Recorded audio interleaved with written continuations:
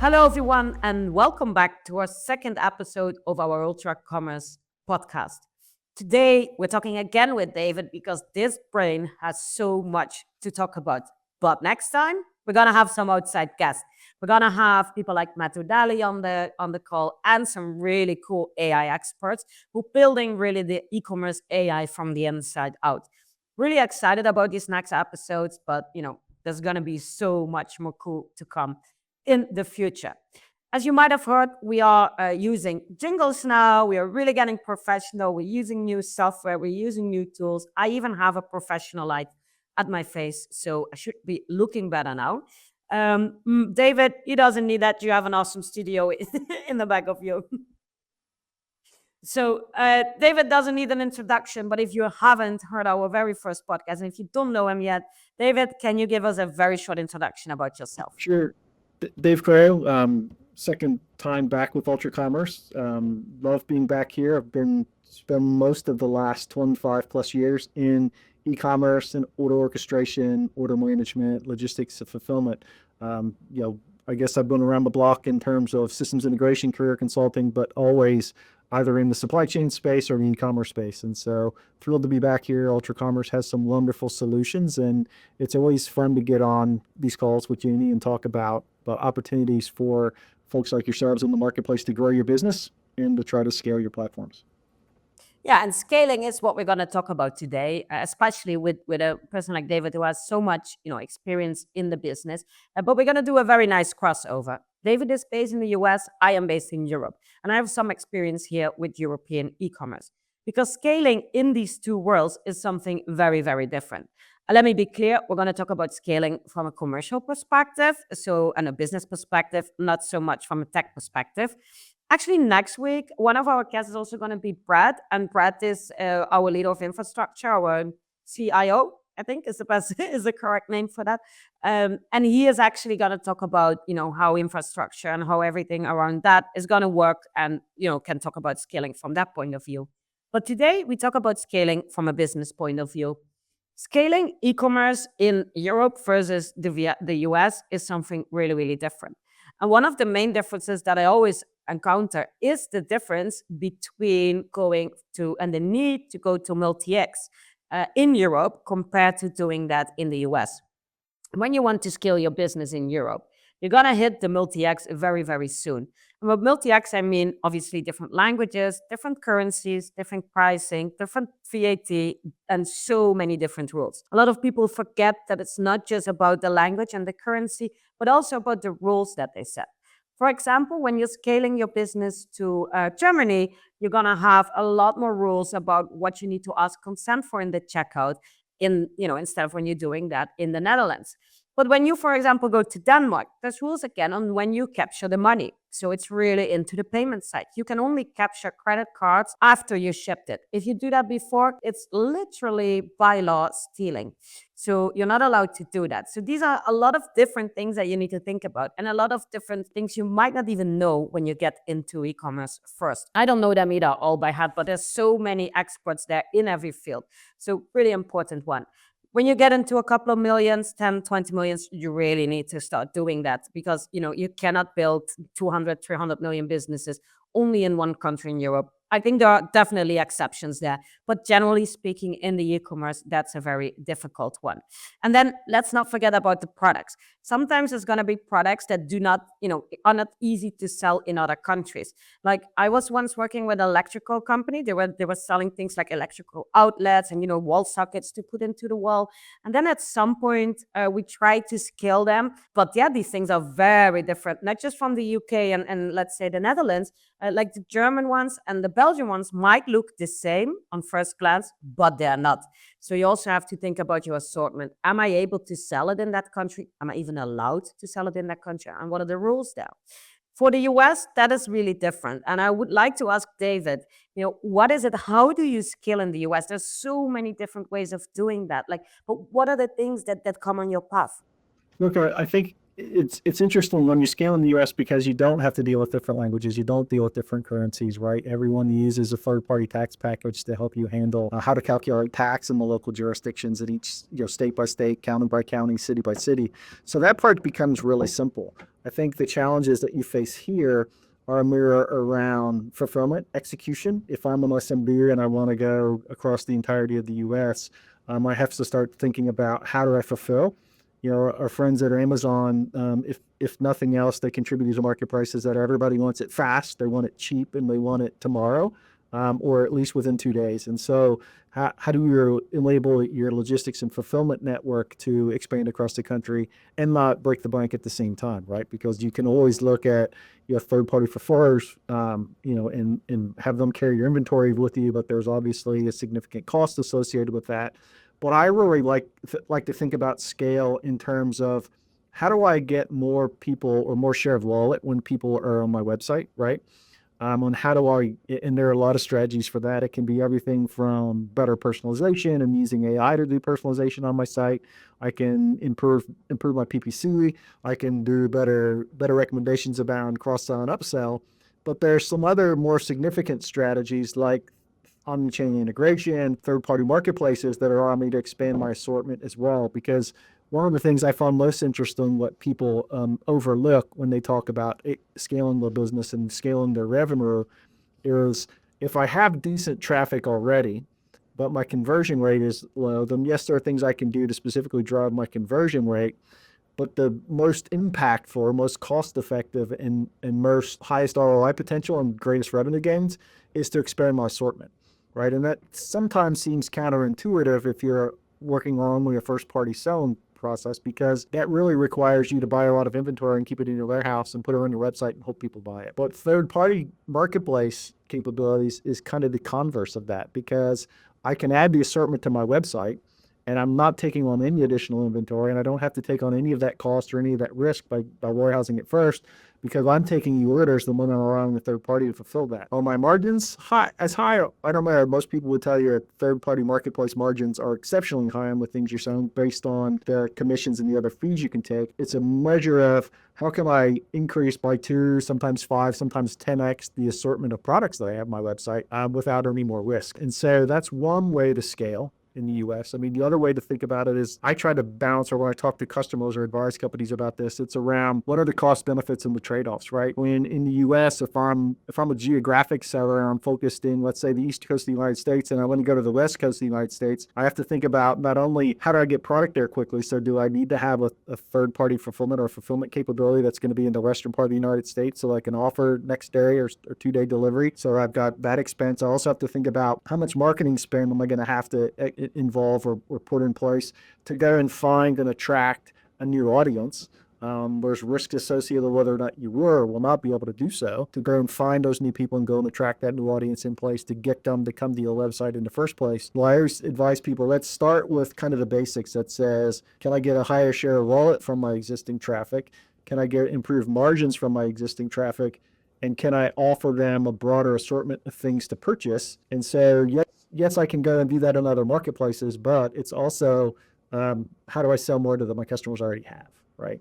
And so that plays in Europe as well. And well, you guys, there's a lot of complications there with cross-border fulfillment, even that it gets very complex and very challenging. But thankfully, you have folks like Jamie who've done that many times with many customers in the past. But it is a consideration, right? And so how do I do this most cost effectively? And at some point, you have a chart that at Ultra Commerce that we'd love to share with our customers. Maybe Jamie will talk about making this available on our website. That kind of gives you the trade-off. Here are 9 strategies for scale and growth, balanced by what are they in terms of cost effective versus the revenue upside versus the return on the investment that I'm going to make. Because it's a pretty interesting trade-off when you look at things like trying to improve my conversion rate. There's a lot of little feature functions that I can twist or dial or change on my website that might drive my conversion rate. But if my conversion rate's somewhere between 2.5% and 3.5% already, that's pretty much industry average. So if I go from 2.5% to 2.75%, am I really going to get a tremendous uptick in terms of scalability and growth?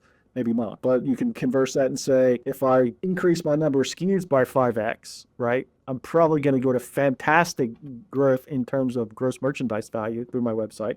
Probably get a huge spike in margins as well. And so the trade-off there, and cost trade-off wise, it's a very effective strategy depending on how you move forward. But again, I could spend a lot of money on marketing trying to find a new audience, or I could find a way, to attract more wallet share from my existing audience. I spoke a lot there, but the converse of that is to say, a nice way to think about it is if I can increase my average order value and my share of wallet with my existing customers, then I'm going to have a better platform to springboard into going into new markets and trying to attract new audiences. It'd be a lot easier to move my site from French to another language if I have more revenue coming in from my French customers to begin with. Yeah, definitely. And when I remember our conversation, David, that we had, then you were mentioning like, yeah, marketplace, and that is because of your experience. Marketplaces have always been around. We've seen Amazon, but we've also seen some bigger brands in the US try it and they failed. And then you explained why they failed and why they're trying again. Well, look, it's really interesting because marketplaces were a bad word in the US in 2015, 2016, 2017, because many brands, and I'll leave their names out of this, but there are many folks who tried it and it didn't work, right? And so they abandoned their marketplace strategy and went back and just focused on 1P sales again. And what was interesting was, from an outsider's perspective, looking at the things that caused them to fall, was everybody was trying to be Amazon, right? And it was, we'll sell anything to anybody, anywhere, at any time. And the assortment they went after was massive. And so everybody was trying to go after, Amazon has 300 million SKUs on the website. How do I get 50, 75, 100 million SKUs on my website? But there weren't necessarily things that their customers would look to them for in the first place, because there weren't really categories or SKU or product assortment that was anyway complementary to or adjacent to what they sell already. And so, if I'm a fashion retailer and all of a sudden I'm going to sell garden tools, it's probably going to be a stretch to get my audience to start coming to my website to look for garden tools, or to get any audience to come where to look for it, because it's just not what I'm known for. And what's been interesting now to see the people who have been really, really, really successful at it, some of those exact same companies that failed are going back and saying, how do I find adjacent categories to things that that aren't too diverse from my assortment, or maybe they're things that I carry on my site today with minimal assortment. And an example is you have a big box retailer here in the US who carries very little home decor in their actual stores. And that's one of the adjacent categories that they've relaunched on their marketplace that's been insanely successful for them. In fact, that category alone probably generated about 12 to 15% year-on-year growth in e-commerce from a category that was something that people could come to their stores and look at a few items of, and they could go to the website and see a few more that were maybe out of stock or in other stores. But now that category is about 5x the number of SKUs, and it's just hitting it out of the park. And so from there, they've gone and expanded, because it's a big box retailer. They've expanded into their sporting goods category. They've expanded their athletic footwear lines, that they don't really carry many shoes or brands in there as well. But that strategy has been insanely successful for them, and that brand that they're experiencing somewhere between 45 and 55% year-over-year growth in 2025 year to date, based on that strategy of staying somewhat complementary to and adjacent to categories that the customers already come to look for them for. So now they're just giving them more things to find when they come there to shop.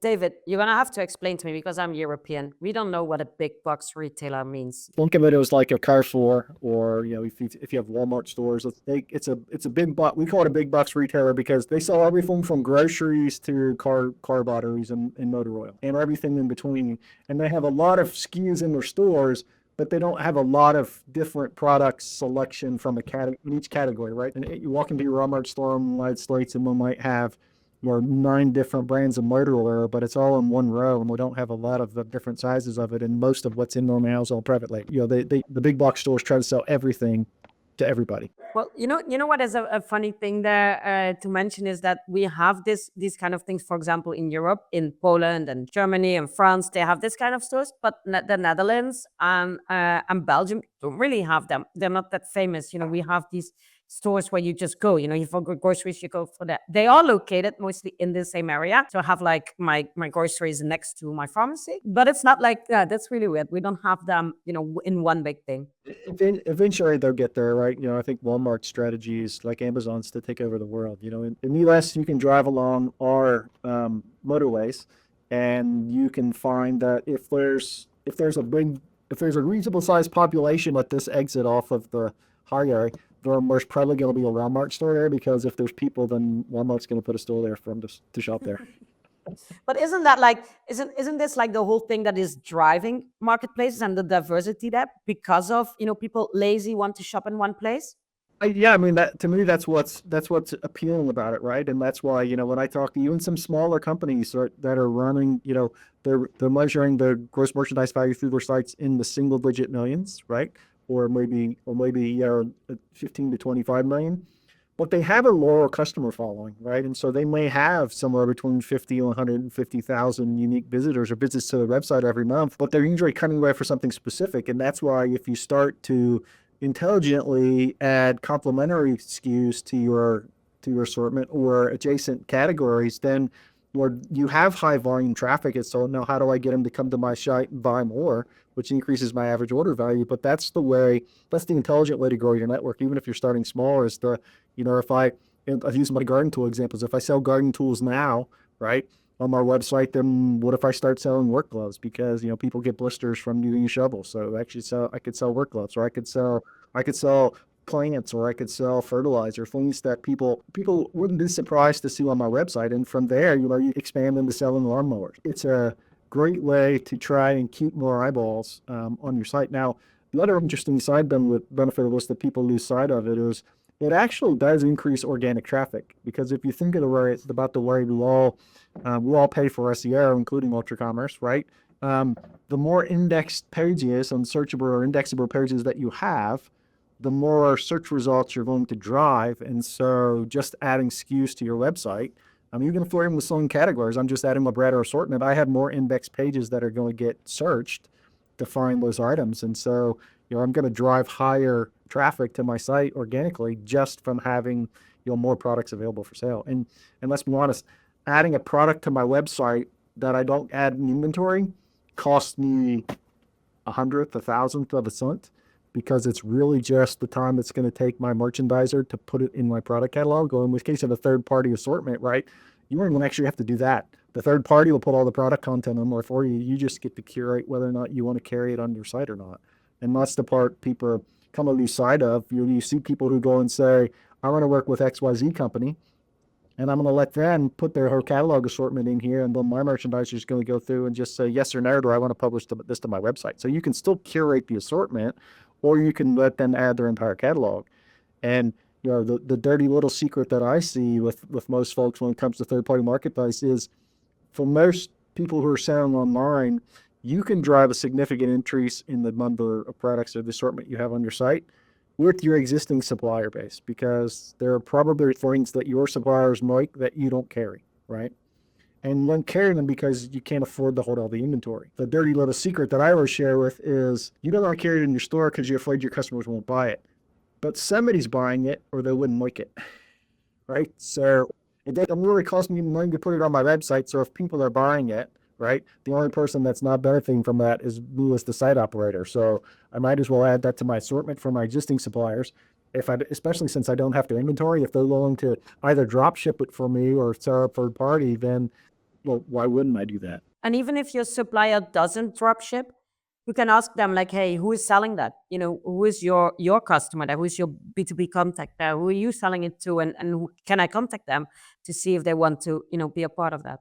They sound like could do the wholesaler that they're working with, the distributor who would also do it, right? Yeah, definitely. And I think, one thing to keep in mind is that it's not just about products, right? Marketplaces and selling extra things is not just about products. We can think about, selling electronic goods and selling someone to install it. You're not selling them. I mean, that's not allowed, at least in the Netherlands in 1700 something. But you're not allowed to sell people. But the thing is that you can sell their services, right? You can say like, hey, I'm a washing machine and I don't know how to install that. I don't have to, go and find another installer. I can actually do that there.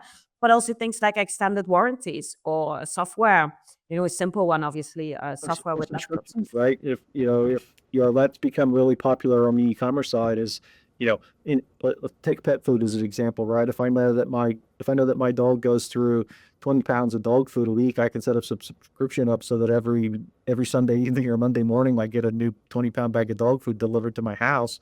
And those people don't stop to think about, I can also do that through a third party with a marketplace, right? If you have a platform that supports that, by the way. But you can add subscription products to that as well, and it doesn't necessarily have to be traditional things that people would think about. We were brainstorming with some friends socially that if I'm a chiropractor, right, do I want to sell a subscription for somebody to come on to get corrected every week, right? Instead of having to book an appointment, we'll just set this up as a subscription, a recurring appointment, and you can pair with subscription billing, right? Or we can bill your insurance practice to subscription billing. So there's a lot of different alternatives, and it doesn't have to be just traditional things that people think of. And I mean, we're talking about, expanding assortments with, more products. But I think it's also on the other side, there's a thing like, big brands.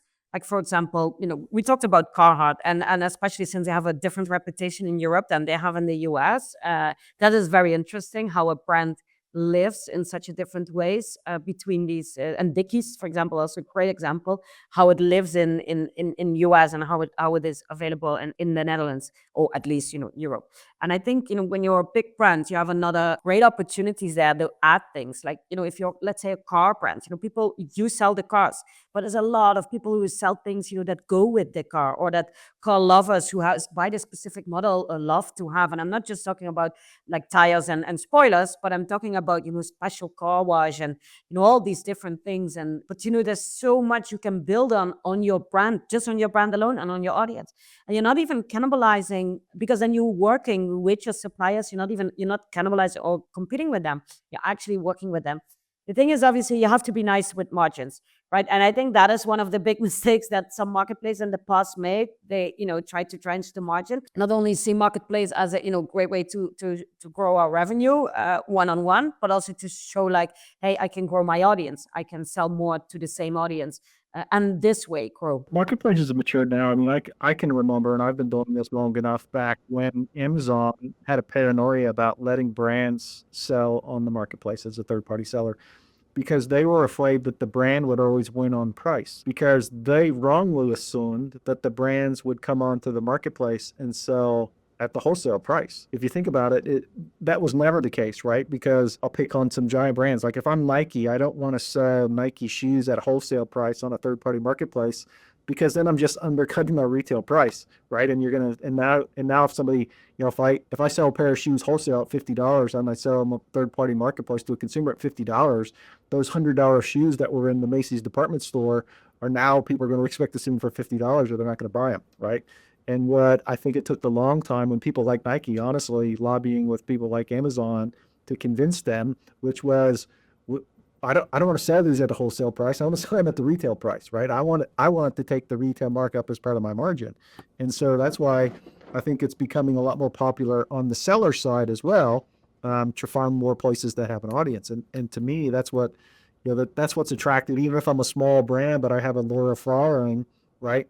There are people who want access to your customers, right? They want to sell them things because you have a lower following and you have traffic. It's not a case where they're more disintermediate or cannibalize their existing sellers. It's like, if you have 20,000 unique visitors to your site and they're coming there for a very specific thing, but my product is attractive to that, then that's 20,000 people that I might not otherwise ever see anyplace else. So of course I want you to put my product on your website, because that's 25,000 or 20,000 potential new customers. Is it safe to say scaling your e-commerce business, the most efficient way today is really to allow third parties? Personally, I tell people that, yes, it's probably the most cost-effective way. I'm not going to say it's the least expensive, because there's a lot of minor things I can do on my website, right, that are going to be that may be less expensive or time-consuming to launch.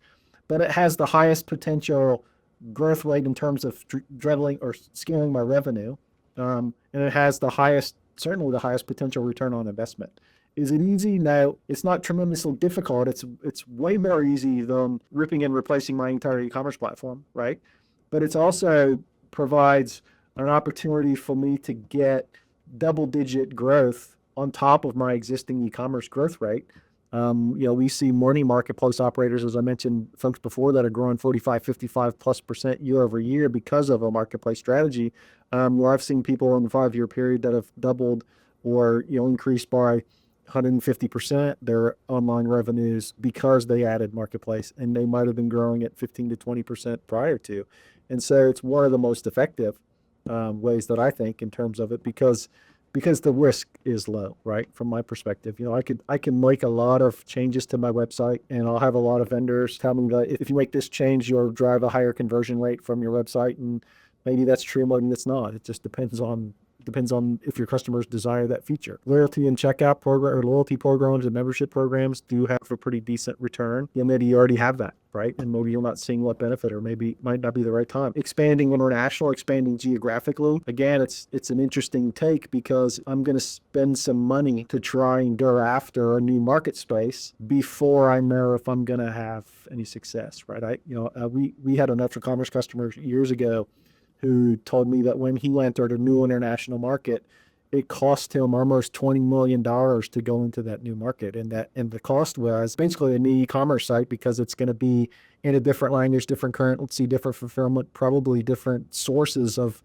vendor partners that I'm working with in that market, because I'm not going to bring in a bunch of international freight because I won't have any margin on my products. And he said, so I could spend $10 to $20 million before I know if I'm ever going to sell anything. What they actually did was, a part of their strategy was they started going and looking for a marketplace in that region where there already was traffic. And they might put 3 or 4 or 5 SKUs for sale on that marketplace and see if anybody wanted to buy their products before they went and tried to spend $10 million to launch a website and go see if they could find a customer. It's like, let's go someplace that has customers and see if they'll want my stuff, and where I could decide if I want to build a website, right? And so that's a pretty effective strategy when you think about internationalization. Can be expensive. Going from the Netherlands to Portugal or Spain, there's a lot to consider in terms of logistics and fulfillment and taxing and cross-border fulfillment, right?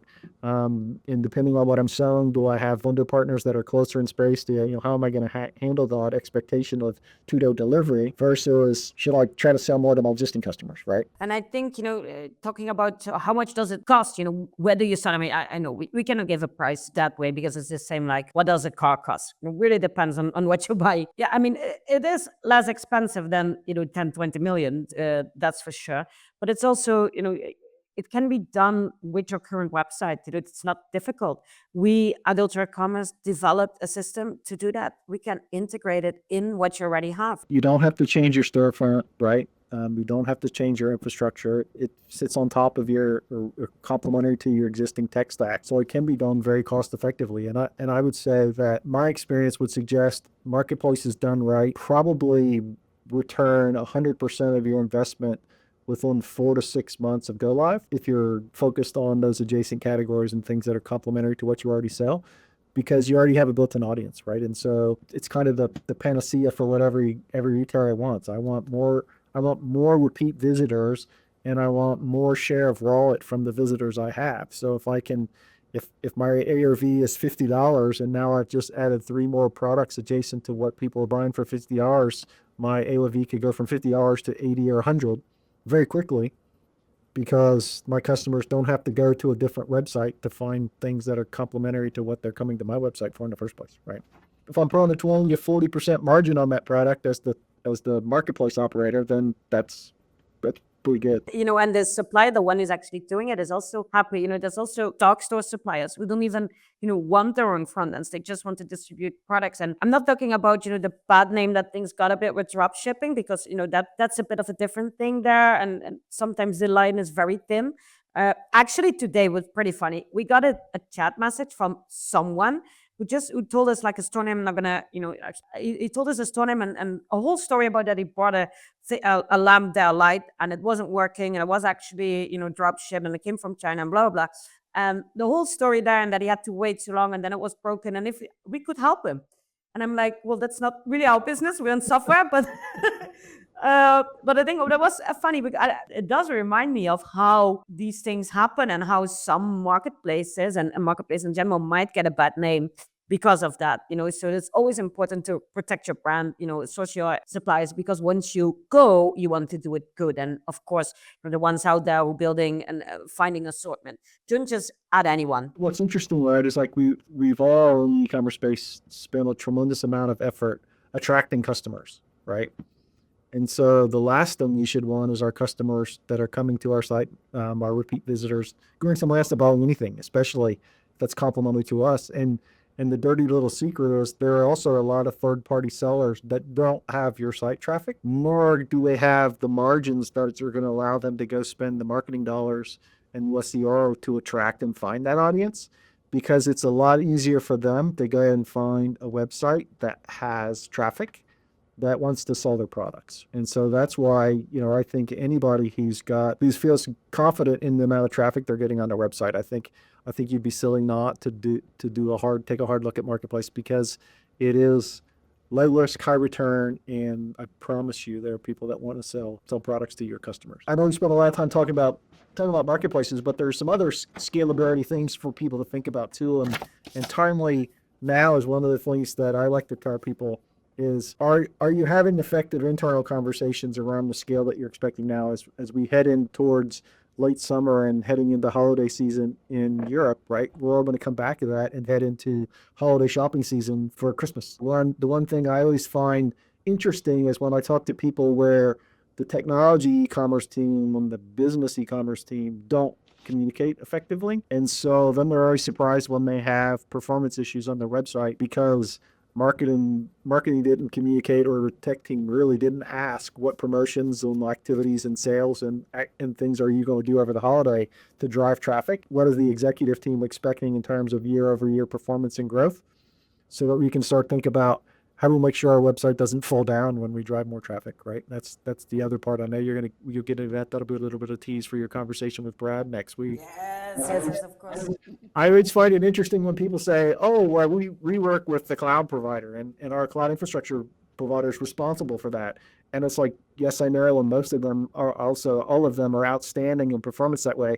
But do you really want to take the chance on something or something reacting quickly when you go from 100,000 concurrent users to 1 million concurrent users, and by the time they react and improve your site performance, has your 1 million concurrent user opportunity gone back to 100,000 because the page wasn't loading? And so I encourage people, when you're looking at all these strategies, right, make sure that the whole team's on board with what you're doing so that people can plan effectively, right? And I love to tell people, it's a little bit self-serving for us here at Ultra Commerce. If you're thinking about or want to have conversations around a 3P third-party marketplace strategy, right? I won't lie to you and tell you can have it live by holiday season this year, because that's just not realistic and you'd be doomed to fail. But I will tell you now's the right time to have a conversation around launching something in 2026 so that everybody can be on board and you're focused on the right technologies and objectives. We have a lot of really smart people here who would be more than happy to invest some time and energy with any of you around what market opportunity look like in terms of potential revenue upside growth and cost of execution, right? We also have access to and relationships with a lot of people who are third-party marketplace sellers. So there are some folks we might be able to connect some of you with as well to help you grow your assortment. We always love to have conversations with people about how to grow business, right? That's, as I started this off as saying, the funnest part of my job is talking with our customers and prospects and other people I know in the industry about growth, right? I mean, scalability, again, we're going to talk about that next week, because, when you start driving traffic, make sure it happens well. And we've seen these stories. So this Black Friday and all these kind of things that was happening. And then the big names were failing as well. It's not the fact that you're working with a good service provider. It's very good. These people are there for you. And I'm sure there's very hardworking folks, but things do go down. Things do happen. So make sure that that you have also a backup plan. What you're going to do if that happens, right? What's that? Talk to David. That's basically an advice I can give, because he's one not only able to give you this business advice and these ideas and work with you and think about, like, hey, what is possible and what are the steps you take, because you shouldn't do everything at once. What are the steps that we take? How we're going to test the waters before we're getting in. Especially when you're in the US, when you're in Europe and have specific questions around scaling in Europe and, expanding to other countries. We have a bunch of experts who've been doing it all over Europe, really from Norway to Italy, which is a very different market between these two. Just, just the food alone is already very different. The weather, everything. Things like I said, we talked a lot about marketplace, but whether you're looking at some of these other strategies, loyalty and membership programs, omni-channel integration, international expansion, right? We do have frameworks, can give you kind of a checklist of here's the things you need to do and in what order you need to do them. But we also have frameworks for things like onboarding partners, or frameworks and checklists for if I'm going to expand across border into, different parts of Europe, or from Europe into Asia. How do I do that? And what are the risks and what are the gotchas I got to look out for? We do have assets and templates that we can help you kind of think that through and understand it, or even before you make a software decision, right? Yeah, definitely. And I think guys, the people who, not just guys, I'm sorry, not being very nice today, but girls and guys and everybody out there, give a call. Give a call to David, because like we're here to talk with you. We're here not just to sell you our software, but we're here to really, find out your strategy there. And I think that is one of the great assets that we can offer as a company.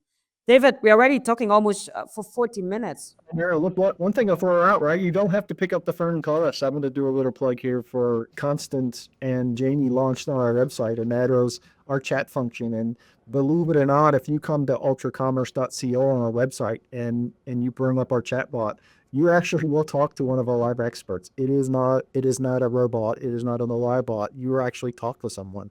When you can do that via phone, you can do it via chat, but it is a live expert from our organization who is available to talk to you about things like this and these strategies. And so, I'd encourage you, if you don't want to pick up the phone and call me, right, you can probably find me available via chat, and you could ask for me via chat pretty much anytime, Monday through Friday. It was like 8 a.m. to 8 p.m. Eastern time in the U.S. So Yeah, that's you. That's true. That's David. It's David, the one running the chat. I'm on there quite often, and if I'm not, you can ask for me, and somebody will ping me, and I'll get on a chat with you. Yeah, definitely. That's it. That's a good one to add, David. David, before we're gonna stop this, bring this to an end because we can talk for hours. Drop us one more very wise thing about scaling. If you want to scale and get these numbers there in 2026, what do you need to do today? What I would do today, honestly, to scale next year is I would bring in someone from the outside, whether it's your systems integrator, your strategy consulting partner, or someone from Ultra Commerce, and have a serious conversation around what is the business opportunity for me in terms of either adding a third-party marketplace or looking at some of these other strategies from omni-channel integration or international expansion. Because over a very short period of time, we can help you with a framework to build a business case to understand what the upside potential is of doing that, but also what's the realistic implementation timeline and implementation costs, so that you're prepared as we head into budget season here in the next several weeks or months, if you haven't started already, for 2026, to prepare for something that can grow. And I would tell you, don't wait till December when your CEO comes on or your CFO comes in and says, we want to see 50% year-over-year growth on our e-commerce side. And then everybody's chins hit the floor and they're like, how are we supposed to do that, right?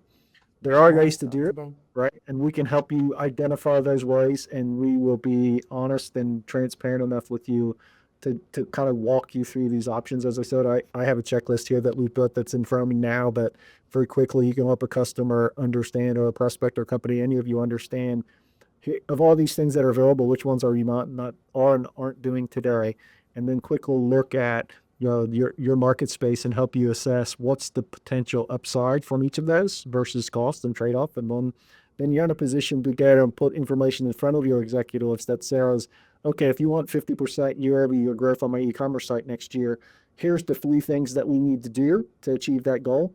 And so you're already in a better position to start to do that. Don't being told in January at the end of the year that we're going to grow by 50% next year, and then you're going to spend most of next year thinking about how am I supposed to do that, right? You could proactively start to think about that right now. That says you're going to your executive staff and saying, we think we could achieve 50% year-over-year growth, and one left the pushback is like, well, let's just focus on 35, right? But at least you've got a strategy and a thought process of how do I scale this business, right, in ways that we haven't been thinking about in the past. Cool.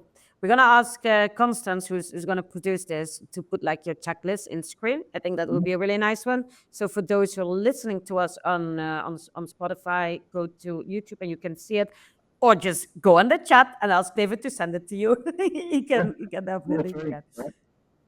Okay, well, David, thank you very, very much again for sharing all this knowledge with us. Next week, you're going to hear from David. No, you're not going to hear from David. You're going to hear from Brad. You're going to hear from some other guests. We're even going to do three ways with 3, 4, 5 people on it. Really cool experts coming your way, both from the tech side, from the business side, and of course, we're going to talk about AI. Everyone, thank you so much for listening. Give us a like, give us a share it with everyone, follow, and do all the things that needs to be done to help us grow. And let us know what you think. Thank you, everyone, and Thank you. good night. Cheers.